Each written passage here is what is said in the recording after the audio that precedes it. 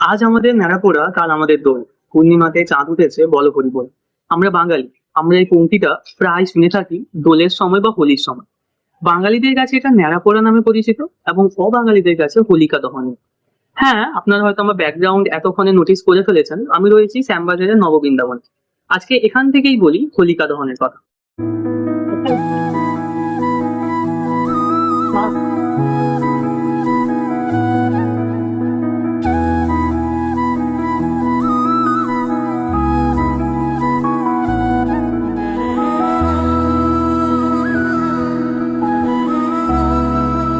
পুরাণে হিরণ্যকশিপুর নাম আমরা প্রায় সকলে শুনেছি।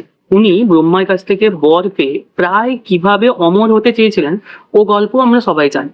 কিন্তু হিরণ্যকশিপুর অমরত্ব লাভ এবং পুরো পৃথিবীতে নিজের রাজত্ব লাভের সময় একজনই সবচেয়ে বেশি বাধা হয়ে দাঁড়িয়েছিলেন, অন্য সময়ের ছেলে প্রহ্লাদ। প্রহ্লাদ ছিলেন বিষ্ণু ভক্ত, উনি বিষ্ণুর নাম উচ্চারণ সবসময় করতেন। হিরণ্যকশিপু বিভিন্ন ধরনের উপায় অবলম্বন করেও যখন প্রহ্লাদকে দমাতে পারছেন না, তখন উনি ওনার বোন হোলিকার কাছে যান। হোলিকার এবং প্রহ্লাদের যদি আমরা সম্পর্ক বলি তাহলে পিসি এবং ভাইপো। হোলিকার একটা বর ছিল, অনেকে বলেন যে অগ্নিদেবের কাছে উনি এই বর পেয়েছেন, আবার অনেকে ব্রহ্মার কথা বলেন। ওনার বরটা এরকম ছিল যে ওনাকে কখনো অগ্নিতে কোনো আহত করতে পারবেন না, অর্থাৎ অগ্নি ওনাকে কখনো পোড়াবেন না।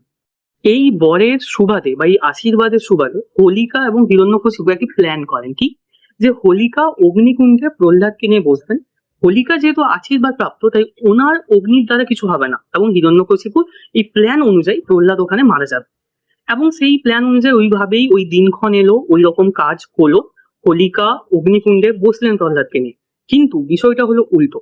প্রহ্লাদ যেহেতু বিষ্ণু ভক্ত, তাই হোলিকার দেহে যে আস্তরণ ছিল, যেটার দ্বারা অগ্নি ওনার কোনো ক্ষতি করতে পারবে না, ওই আস্তরণ বা চাদর এসে পড়লো প্রহ্লাদের গায়ে, এবং হোলিকা দগ্ধ হয়ে আগুনে পুড়ে ওখানে মারা যান।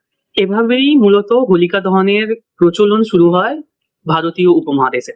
কিন্তু বেশিরভাগ লোকজন মনে করেন যে উত্তর ভারতে এই হোলিকা দহনের প্রচলনটা বেশি, বা ওখানেই খুব বেশি পরিমাণে উদযাপন করা হয় এই বিষয়টিকে। কিন্তু বাংলাতেও এই বিষয়টি ন্যাড়াপোড়া নামে পরিচিত, এবং ন্যাড়াপোড়া প্রায় বাংলার ঘরে ঘরে হয়।